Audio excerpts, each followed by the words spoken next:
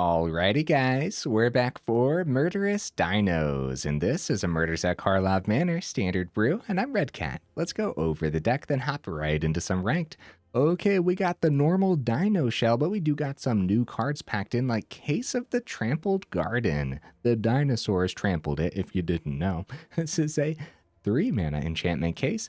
When this case enters the battlefield, distribute 2 +1/+1 counters among 1 or 2 target creatures you control. Now, to solve this, creatures you control have total power 8 or greater. If unsolved, you solve it at the beginning of your end step, and then when it is solved, whenever you attack, you put a +1/+1 counter on target attacking creature. It gains trample until end of turn. That's perfect because it's going to pair very nicely with cards like Pugnacious Hammerskull, 3 mana, 6/6. When it attacks while you don't control a dinosaur, you put a stun counter on it. Outside of that, boy oh boy, is this a dangerous creature to give trample to, huh? Also, of course, Hammerskull pairs well with fight rigging, which will help us cheat out some of our bigger dinosaurs. Of course, on the top end, we have Trumpeting Carnosaur with that Discover 5, but also with that ability for 2 in a red, you can discard it and have it deal 3 damage to target creature or planeswalker, so we do want to consider this as part of the removal package of the deck too. Of course, more great things to cheat out with the fight rigging, of course, Etali, and then honestly, 7 mana shouldn't be too hard to get to when we have a bunch of ramp packed in too, like all 4 Intrepid Paleontologists. Very nice. 2 mana, 2/2, you get to tap it, add 1 mana of any color. It has that bottom ability that pairs really nicely with dinos, of course. For 2 mana, exile target card from your graveyard. You may cast dinosaur creature spells from among cards you own exiled with Intrepid Paleontologist. If you cast a spell this way, that creature enters the battlefield with a finality counter on it, which of course just means if it would go to the graveyard, you exile it instead. But we got more great ramp packed in, like Ixalli's Lorekeeper here. 1 mana, 1/1, you can tap it to add 1 mana of any color, then spend it only to cast dinosaur spells or activate an ability of a dinosaur source as well. We do have more new cards packed in as just more ways to remove things. Hard-hitting question. This is a 1 mana sorcery. It is a green mana. Target creature you control deals damage equal to its power to target creature or planeswalker you don't control. So if we look at what dinosaurs we're actually running real quick, Triumphant Chomp is a red mana sorcery speed. Now, Chomp deals damage to target creature equal to 2 or the greatest power among dinosaurs you control, whichever is greater. So guys, which one is actually better? Because for dinos, right? Because Triumphant Chomp can do 2 even if you don't have a dinosaur on the board, but it also only hits creatures. Whereas Hard-Hitting Question also hits planeswalkers, and it essentially does the same amount of damage. But then also, since it's a green mana, we get to kind of lean heavier into green, especially like for the early turns, right? So we could keep a full green hand if our only red source is a Lorekeeper and our only removal is a Hard-Hitting Question. Whereas if that was the case with Chomp, you guys see what I mean? Well, either way, enough rambling about Chomp. It's over here in the honorable mentions for a reason. You guys will have to let me know which one do you actually prefer for this style of build. We got more great dinosaurs packed in and more great removal, right? Itzquinth, Firstborn of Gishath. 2 mana, 2/3, rocking that haste, rocking that legendary creature side of things. That's why we only got 3 instead of 4. Even if it wasn't legendary, I think 3 would still be totally fine. So when it enters the battlefield, you can pay 2.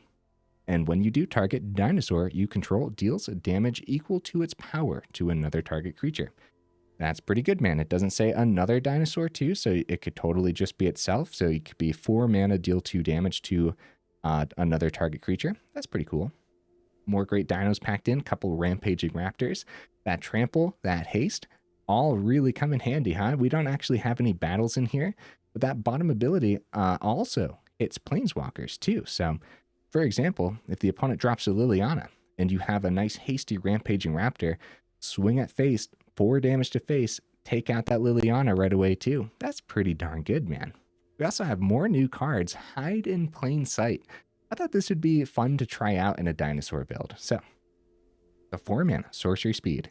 Look at the top 5 cards of your library. Cloak 2 of them and put the rest on the bottom of your library in a random order. So to cloak a card, you put it onto the battlefield face down as a 2/2 creature with Ward 2. And then you can turn it face up at any time for its mana cost if it's a creature card. So I thought it'd be pretty cool to cloak a couple dinosaurs and then just like, haha, I activate my trap card. It's a giant dinosaur. You know what I mean? But then also some of the things with dinosaurs too is they get taken out pretty easily by spot removal, or at least a lot of them do. And so this could be a really neat way to have some dinos on the board with Ward 2, just waiting for their moment to swing in with lethal damage.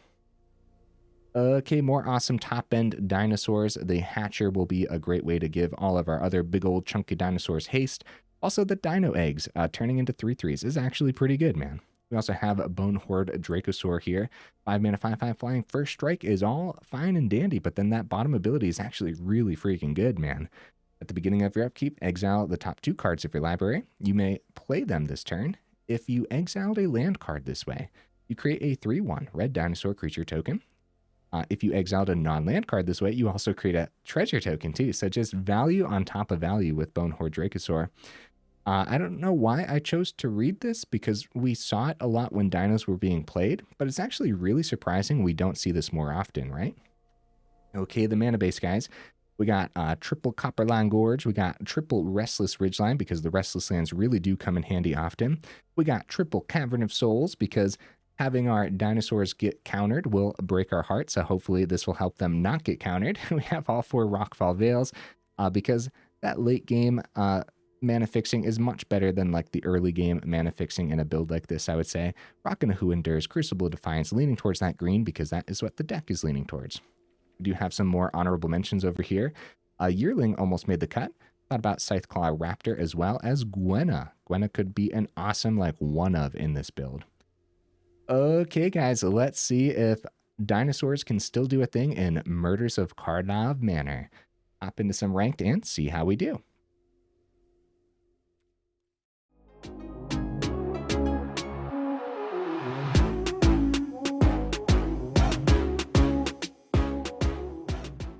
Right into that first game, guys. Let's go. Now, the ranks literally just reset as I was recording the last video, so that was pretty funny, actually, when that happened. We go first. Wow. This is great. This is a really good start, man. Oh, except we can't ramp into fight rigging. Well, aha! Never punished, bro. All right, we'll call dinos, because it's no big secret that we're rocking dinosaurs with that Lorekeeper. Get that Hammerskull down on turn 2 and fight rigging on turn 3. Ooh, Boros might have a... Okay, Lightning Helix. See, if that was like a different kind of spot removal, it would have been Hammerskull for sure. Right into that fight rigging. Dude, I mean, that's just disgusting, huh? We don't get to hit too much here, but another Hammerskull is totally fine. Unfortunately... Yeah, no, Hammerskull's definitely totally fine. And now we don't get the stun counter on the 7/7 either. That's pretty good, actually. I don't mind that. Might be a couple turns away from everything in our hand, though, if we don't see a mana. Inspiring Overseer. Nice. Okay, Restless Ridgeline. Go wide on the Hammerskulls. It's a good swing. Get them down to 10. I really... Oh! Get them down to 3, I guess. Okay. Well, now we know it's not a board wipe, right? Because if it was, then that chump would have been preferable. I don't know what they're keeping the Overseer here for, but... Archangel, sure. Honestly... Oh, another tapped land. GG opponent. GG. That was about to be a really tough uphill battle if they didn't have, like... I don't even know, like, Sunfall next turn? Right? They were going to be forced to block both here. They're going back up to 6, but we still have 2 Hammerskulls. And then they are 1 turn away from a Sunfall. But at that point, too, if they do go for the double block, even if they had to depopulate, that's fine. They'd go back up to 6, so the Ridgeline wouldn't have done it, because Ridgeline is a 3/4. It does specify here when it attacks another target attacking creature, so it can't give that like +2/+0 to itself either. Even if it did, it wasn't going to hit for 6. GG opponent. Yeah. Okay. I mean, we had a wild setup, but as far as control goes, they do have a lot of options. Even some early spot removal for the first Hammerskull. Well, would have kept them in that game a lot longer, too. Luckily, seeing that 5th mana for us did mean that next turn we were going to get the Hatcher down, have a nice hasty 3-3. Well, maybe it wouldn't have been the Hatcher then. Maybe we would have... Well, I guess it depends, huh? Okay. Right. We could call Human on one of the caverns. That's probably pretty good, right? If we do it that way. Make sure we curve out properly here. And a Hammerskull was our draw, too. So we called Dino on the other caverns. Ah, Hammerskull's out of this equation, bro. For sure. There's no way that they let us keep this Hammerskull. But the Paleontologist is still a really good play for next turn. Okay, Rockfall Vale. I don't really mind seeing... Should probably call Dinosaur this time. I don't really mind seeing more mana, as long as we see a lot of our top end here. Don't know what we have here. I don't think we... I was going to say, do they accept that trade? But I think the truth of the matter is we don't accept that trade. As we could see, a Dinosaur that we want to play off the top next turn. Or, for example, another Hammerskull, but we want to get the Ridgeline down, and it's a tap land. So we'll want that 3rd mana. And Paleontologist, we just have to assume dies. Virtue of Persistence. That's why I didn't factor in the Paleontologist. I didn't factor that into the equation, right? Lorekeeper. Okay. That's pretty bad, huh? So we'll go for the swing, see what happens. Gets through. Ridgeline comes down. Lorekeeper number 2. So now any big dino off the top would be huge for us because Etali's our only 7 mana dino. So we have plenty of 6 mana dinos as long as the Lorekeepers survive for the turn too. Red Knight getting onto the board. Hey, Trumpeting Carnosaur. Oh my goodness, dude. I guess ask and you shall receive, huh? Let's see what we hit with it. That's pretty good, man. That's really good. Maybe we see like a fight rigging? Oh, bro. Holy cow, dude. Okay. Oh my goodness. Hatcher. I mean, when it goes, huh? We might as well go all in on the Carnosaur since it's going to be swinging this turn too. Holy cow, bro. We don't get the 3-3 though because of how the order goes, but that was a wild turn, dude. Good stuff, good stuff. Now let's hope we don't walk right into a board wipe. As at that point we'd be in danger. Because if we lose the Lorekeepers, we don't have the Etali next turn either. If it's just some spot removal for our big dinos, we're kind of still in it a little bit, right? Because we play Rockfall Vale, then get the Etali down with the Lorekeepers. And then see what we see off of Etali. At that point, with how lucky we got with seeing things off the top, we probably just like steal one of their Shielders or something. Like, geez, bro. Okay. We still have 4 mana open. Since our dinos have haste, we want to do this before combat. It could be spot removal for the Hatcher, but it doesn't really matter. I think we'd still want to do this before combat. Thanks to the caverns that wouldn't have been countered if this was like a Sultai build that we were up against. Hide in Plain Sight and Graveyard Trespasser. Pretty cool, man. Pretty good hits. See what we see on the Hide in Plain Sight? Oh my goodness. Okay, hold on. Well, actually, the Itzquinth could probably be pretty good to hide in plain sight too. Okay, I'm actually going to do that with the Itzquinth as well. Pretty good. Then Trespasser. Definitely take something out of our grave. Yeah, we want to like completely play this out. because I'm pretty sure there's spot removal in the opponent's hand. You know what I mean? At this point, we want to make sure you can swing into the Dread Knight without dying. All right, let's see it. It's going to be Tear Asunder. Oh. I'm surprised. Well, I guess it really depends. Because now they chumped the 6/4. Oh, they actually trade down to 1. Okay, well, I am pretty terrified of a board wipe then. But hopefully it's not a board wipe.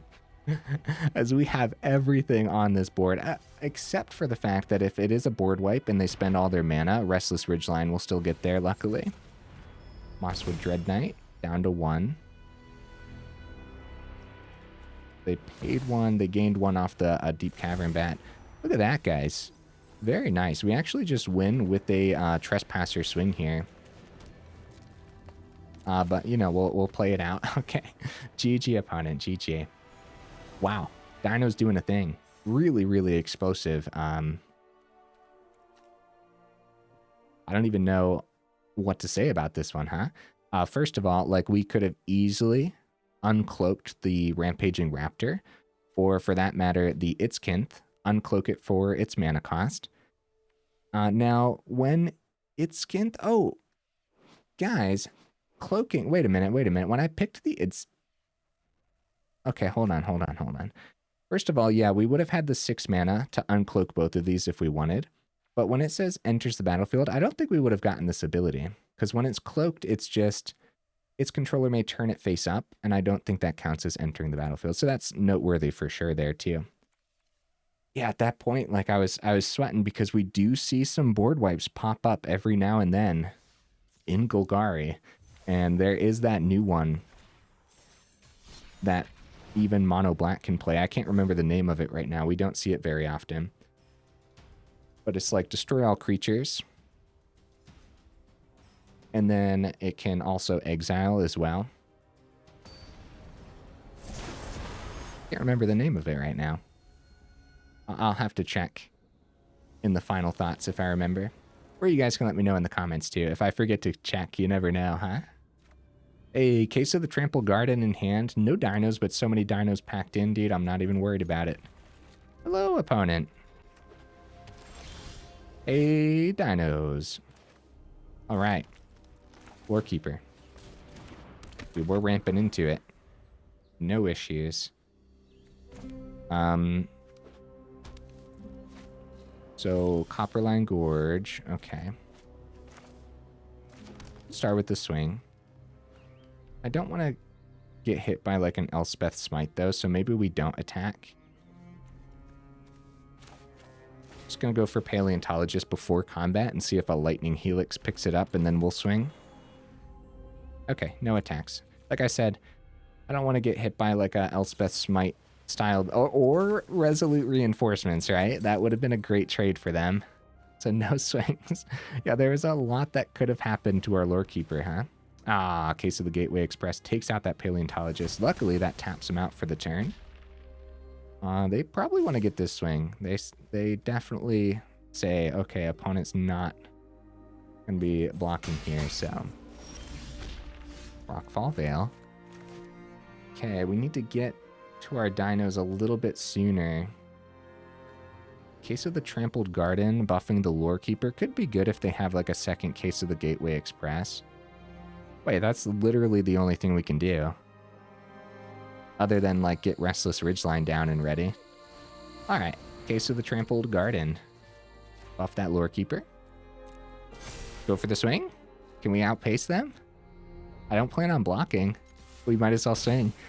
The second we block is the second we get picked up by a combat trick, so... Looks like they're going for the buff on the Warden here, too. So if we have an extra turn, that's really good for us, man. It wasn't like a Voldaren Epicure off of the Crucible or anything, so...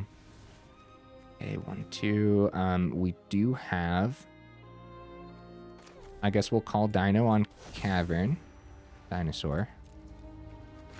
We do have a good swing here, don't we? Get him down to 10. We were 1 away from solving the case, unfortunately. Novice Inspector. They're going to have great chump blockers. We'd really like that trample on the case.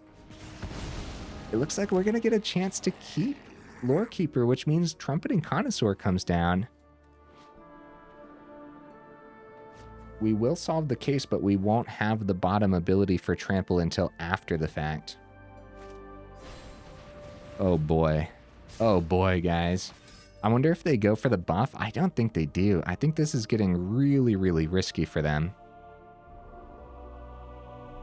I'd like to point out that this board state is 2 mana for the opponent. They've had 2 mana this whole time, guys. That's scary business, huh?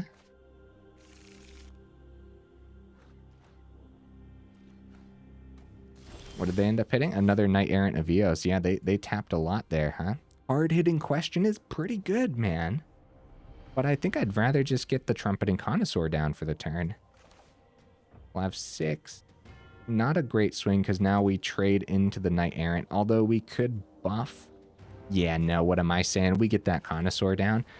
Like, we could die next turn, so we need to see something more here. Uh-oh, Lorekeeper's not the greatest hit. Do we keep everything back?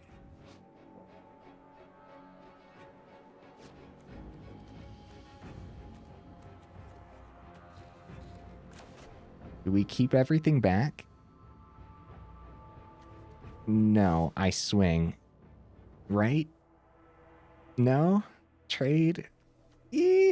Okay, we keep everything back.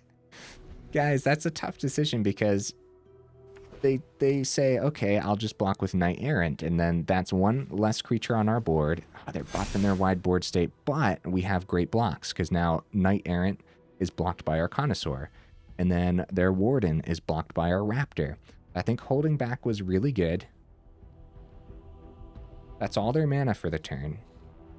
That's all they can do. Now it just comes down to what they swing with.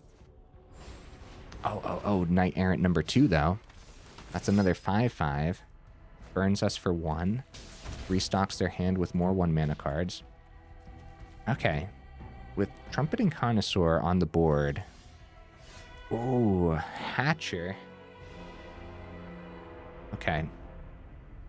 We're going to get a counter. We're going to put a trample.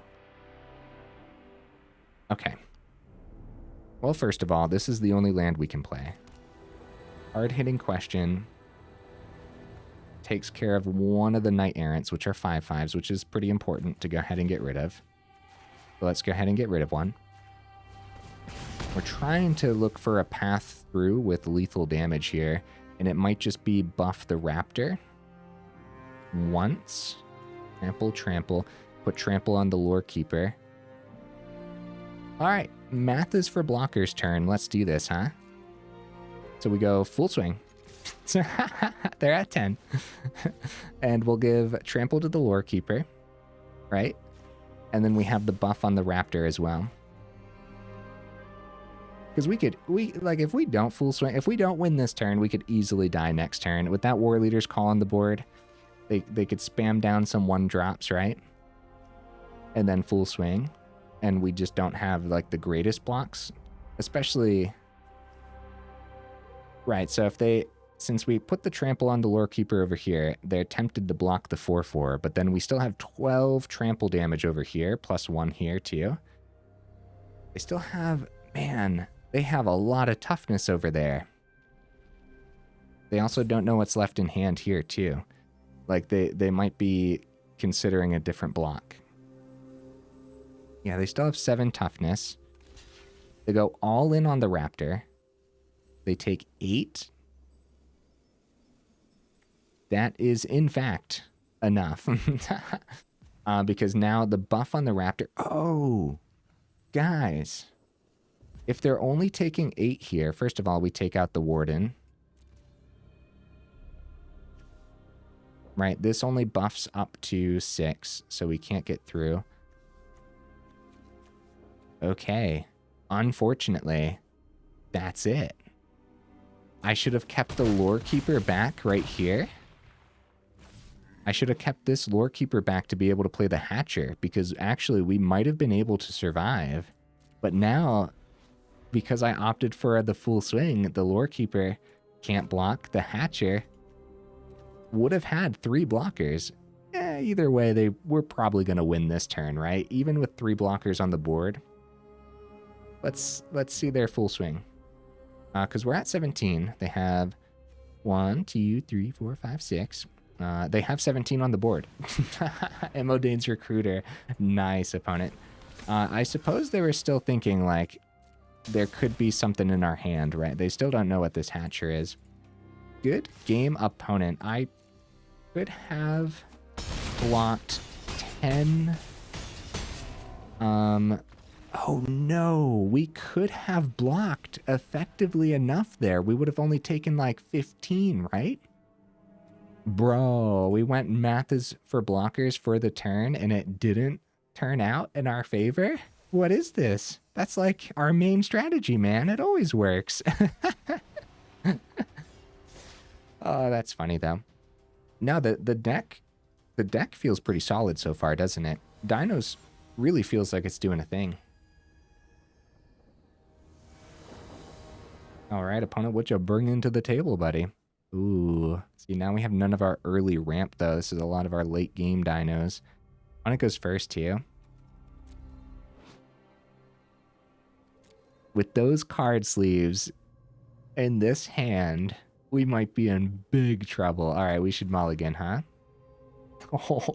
Oh no, we only have 3 caverns, guys. So we call humans.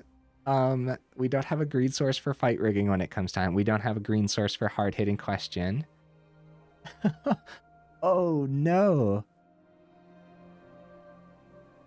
So we keep this and we send our top end or one of the caverns?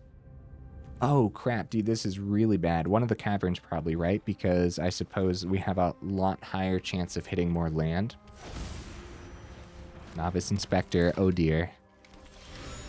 Okay, hey, there we go. Forest. All right, now we just need a nice chunky dino off the top here too.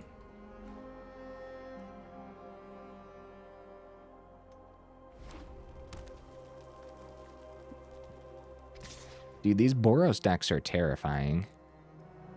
For real, man. And they've been everywhere. They are very, very scary. Alright, call Dinosaur. Guess we have the Trumpeting Carnosaur's removal open. Not thanks to the Cavern. Thanks to the Lorekeeper, right? Activate an ability of a dinosaur source. I guess that counts as a red source then for us. Okay, I guess we just keep the removal open with the Carnosaur. Speaking of keeping removal open, I do wonder if the Lorekeeper is on their list of things they want to hit. It's going to be a Resolute Reinforcements. Probably not worth picking up yet with the Carnosaur's ability.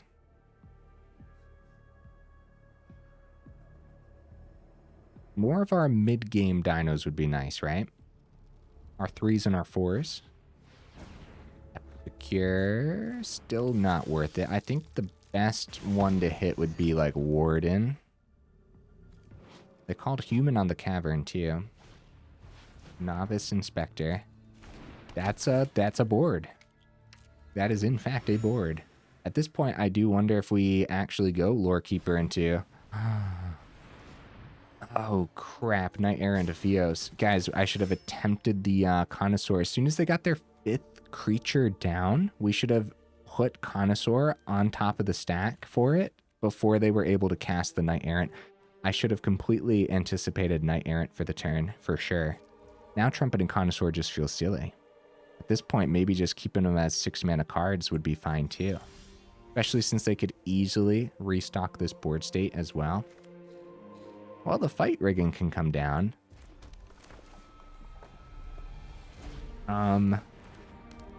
The mulligan, I'm wondering. Okay, well, crap, guys. A lot of those just would have been good draws, especially that Hammerskull. Speaking of the Hammerskull, it's probably Hammerskull, right? Removal's good.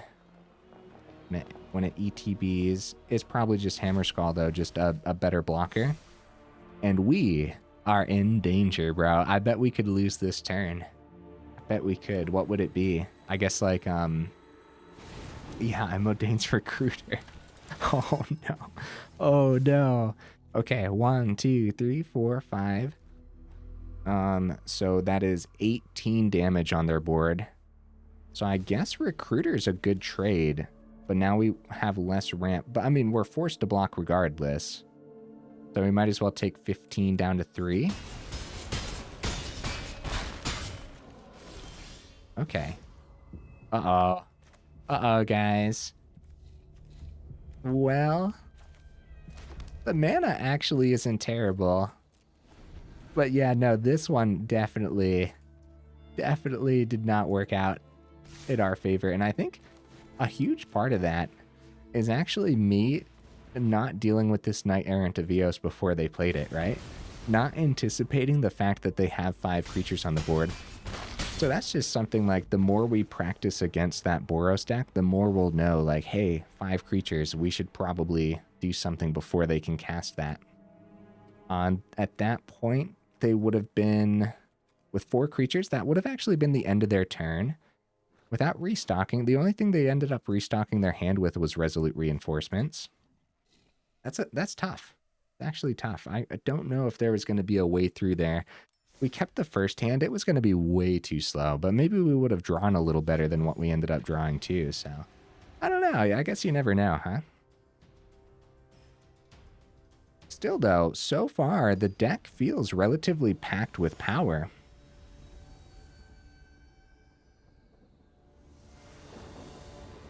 All right, opponent, what you bringing to the table? Oh my. These opening hands are so bad. Hold on, hear me out, all right? Technically, this hand can cast the Hammerskull. We've been doing so bad in the last 2. I'm like super tempted to keep this just to see what happens. I'm so sorry, guys. I'm so sorry. I have to see.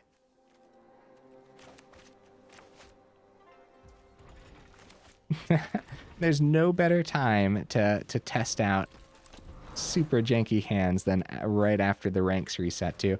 Dude, no way. Are we really going up against the same build again? Okay, no mana for turn 1 here. Totally fine. As long as they don't remove either of these Lorekeepers. This might be a mono white version. No blocks for sure. And they know.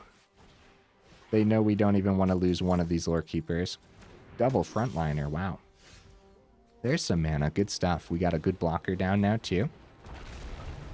Now, land off the top every turn from now until like, I don't even know, like 4 turns from now. We'll totally be fine. As long as we can get some blockers down, that's what matters. Okay, mana. Yes. That's what I'm talking about, dude. Dracosaur comes down. I would swing, but we could die next turn, huh? If we swing, we have 1 blocker. Wait a minute. This might be the mono white version. If it's mono white, we might be able to...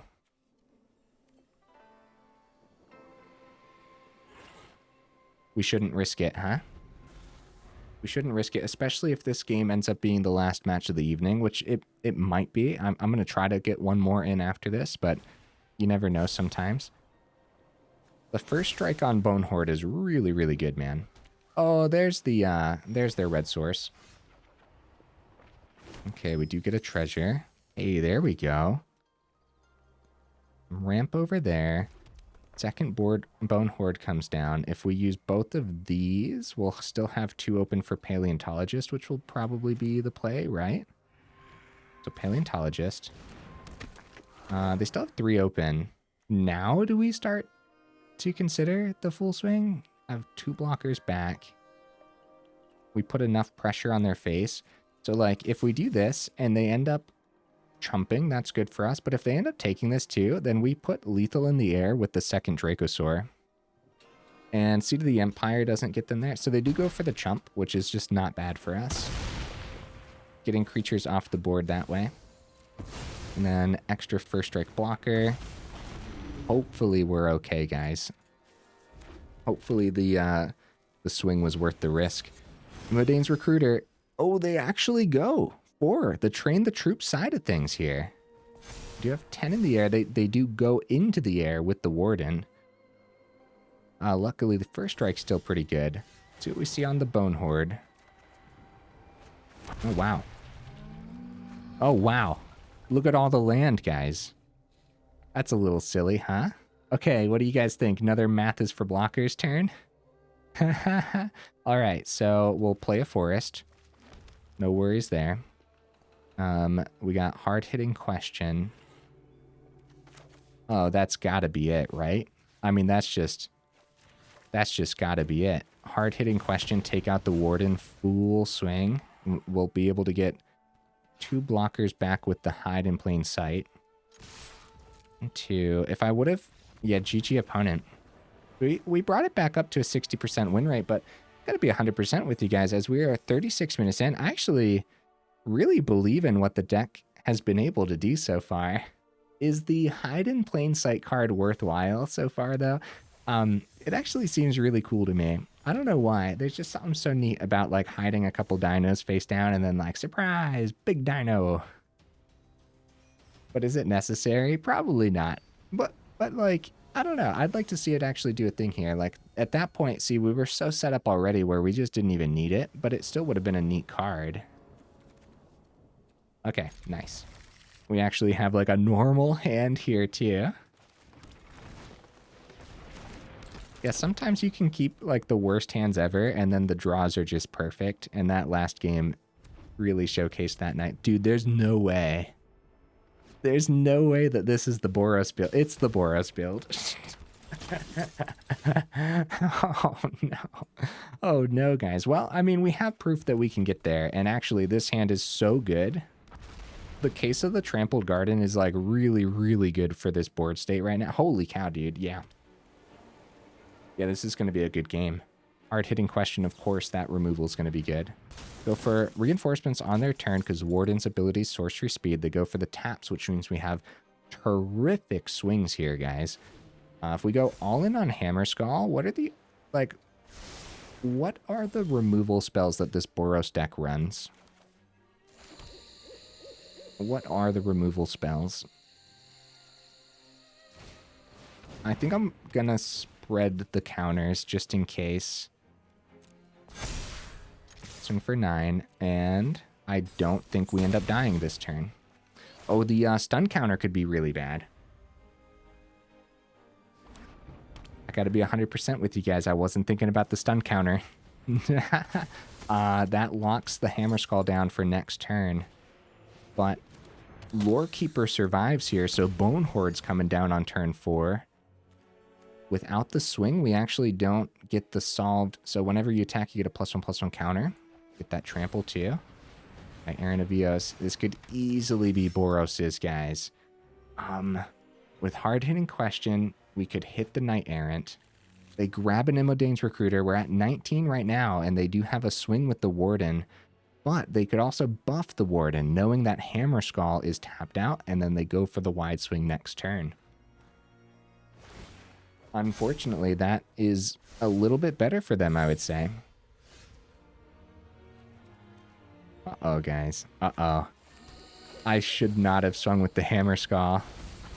It was a good swing, but I should not have swung with it. We needed that blocker back. It was good damage, but that's not... It's not GG's yet, right? Unless they play a land and a 1-drop. Like, land, Warden... Imodane's Recruiter, give haste to everything.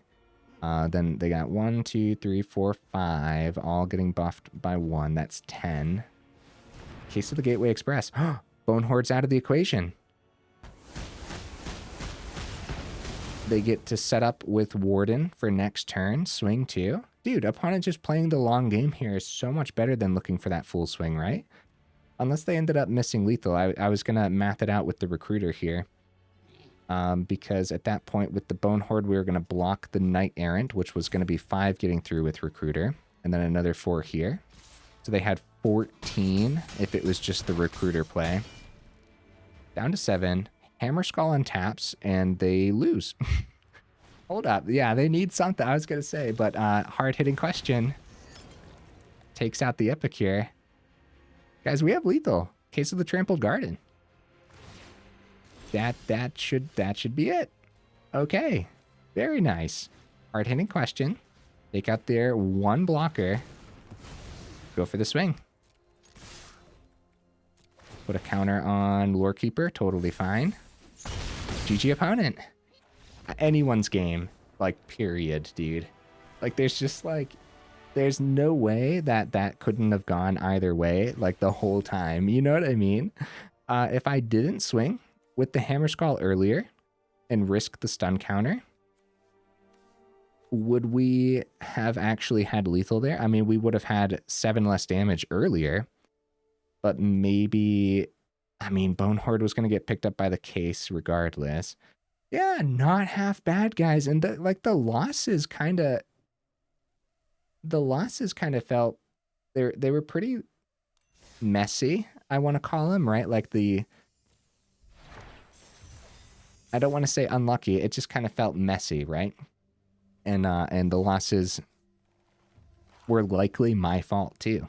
So I actually think the list feels pretty solid, man.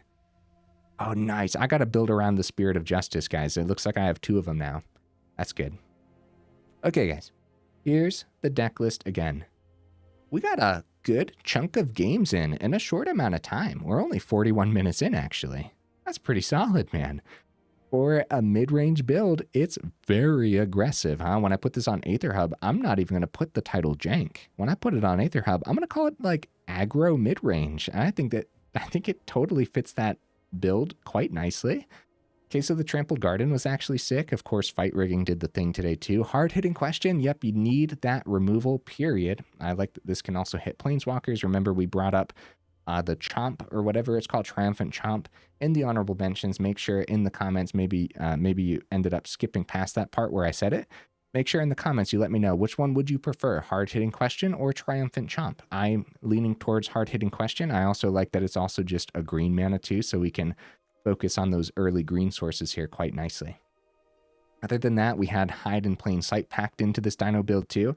I actually still like it. I just don't know how necessary this is. You're probably just going to enjoy having more dinos in general. So like dropping Hide in Plain Sight, going up a couple raptors, totally fine. That will change the mana a little bit here, dropping some green and going up some red. But overall, the mana base should be totally fine, especially with all these, a lot of dual lands, right? And a lot of Cavern of Souls.